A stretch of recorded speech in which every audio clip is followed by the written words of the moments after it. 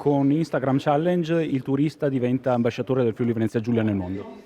Sì, noi piacerebbe che il Turisma raccontasse la sua esperienza che ha vissuto nelle nostre località turistiche per far conoscere magari a chi ha scelto di andare da altra parte o comunque di non venire in Friuli Venezia Giulia cosa si vive a Lignano, a Grado in questa circostanza e qual è l'esperienza turistica che si può riproporre. E noi vogliamo che gli ambasciatori sia chi vive realmente la località. La Regione Friuli Venezia Giulia ha scelto di non spendere milioni di euro avendo un famoso influencer di qualche social, ma di utilizzare il turista che veramente vive quella località come testimonial della bellezza della nostra offerta turistica.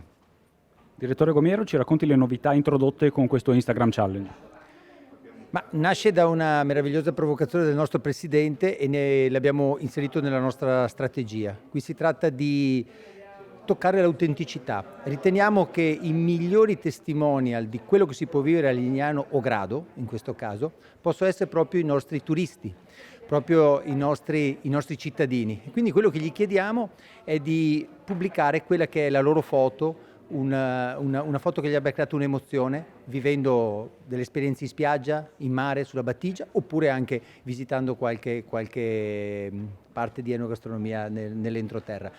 Riteniamo che ingaggiare i turisti sia il modo migliore per portare fuori le esperienze, per comunicare, perché noi siamo una regione che punta all'autenticità e non c'è nulla di più autentico di chi ha vissuto un'esperienza che la racconti.